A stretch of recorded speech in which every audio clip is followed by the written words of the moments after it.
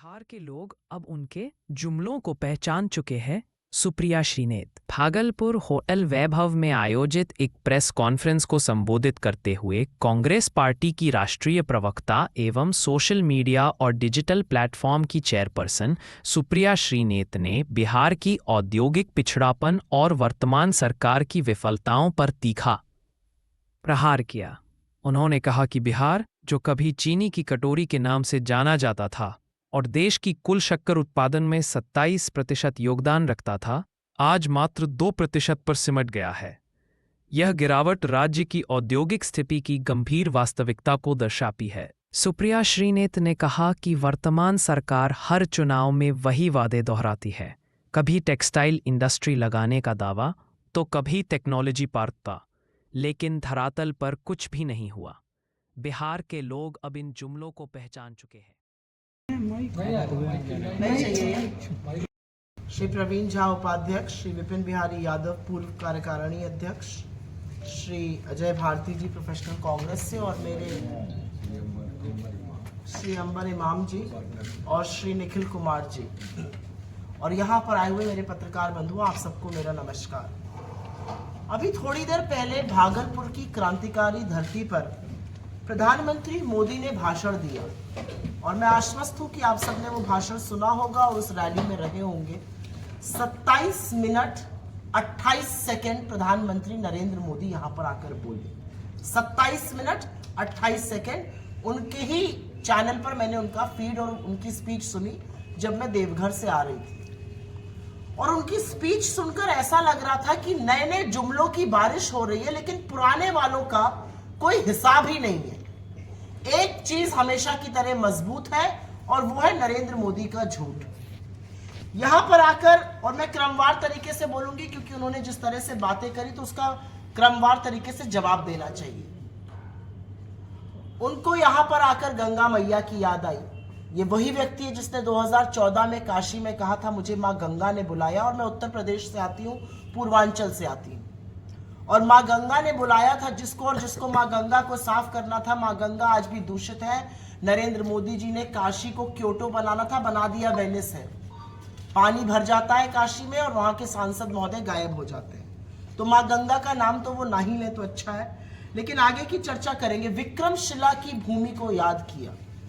मुझे याद है 18 अगस्त 2015 गांधी मैदान, इसी धरती पर, और क्या कहा था प्रधानमंत्री ने? विक्रमशिला विश्वविद्यालय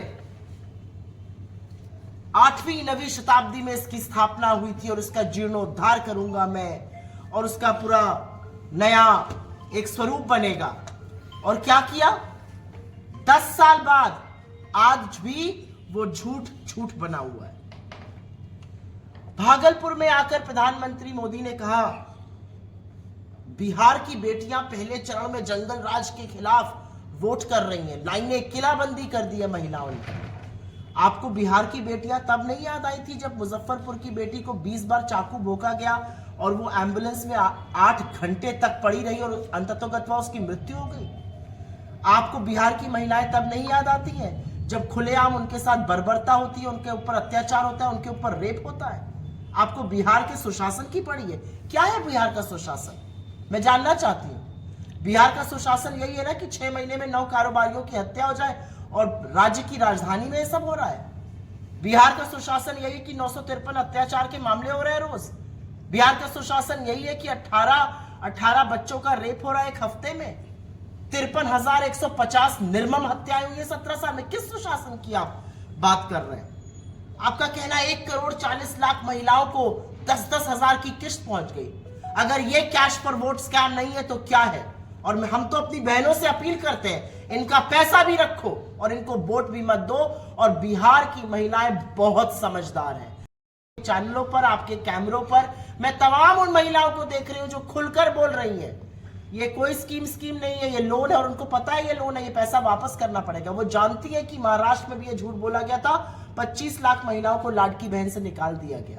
यही झूठ मध्य प्रदेश में बोला गया था, यही झूठ दिल्ली में बोला गया था। अभी तक कोई योजना लागू नहीं हुई। ये महिलाएं कह रही अगर हमें रोजगार देना था तो 20 साल से झुंझुना क्यों बजा रहे थे?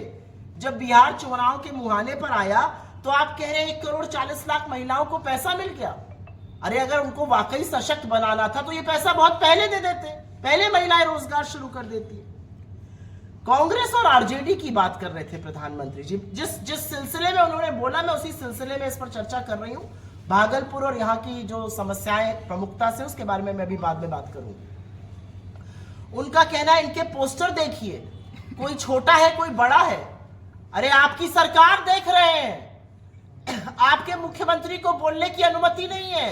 आप लोग आते हैं एक साथ मैनिफेस्टो लॉन्च करने, 6 सेकंड में प्रेस कॉन्फ्रेंस करके मुख्यमंत्री की घेराबंदी करके चले जाते हैं। हमें मत देखिए, हमारे पोस्टर पर किसकी कितनी बड़ी तस्वीर है मत देखिए, अपनी सरकार के बारे में बताइए। क्या हाल है नीतीश कुमार का, क्या हाल आप लोगों ने उनका कर दिया है, आज लोग ये देखना चाहते हैं। लेकिन एक बात का मुझे दुख है, और मुझे बहुत दुख है इस बात का कि मेरे देश का प्रधानमंत्री बिहार आकर, बिहार जो तर्पण की, तपस्या की, ज्ञान की भूमि है, बिहार जो क्रांति की भूमि है, बिहार जहां से राजेंद्र बाबू हुए, जहां से राष्ट्रकवि दिनकर हुए, उनकी सरजमी पर आकर इस देश का प्रधानमंत्री शब्द क्या बोल रहे हैं? कनपटी पर कट्टा लगाकर। ये शब्द गली के गुंडे आपस में आपराधिक भाषा में बोलते हैं।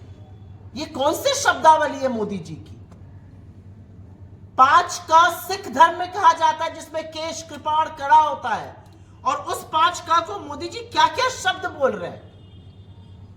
उनको कट्टा याद आ रहा है, उनको क्या शब्द, कुशासन याद आ रहा है। ये कौन से शब्द है? और यहां पर आकर, भागलपुर आकर आज मोदी जी ने स्वदेशी का नारा दिया। ये बड़ी गजब बात कर दी।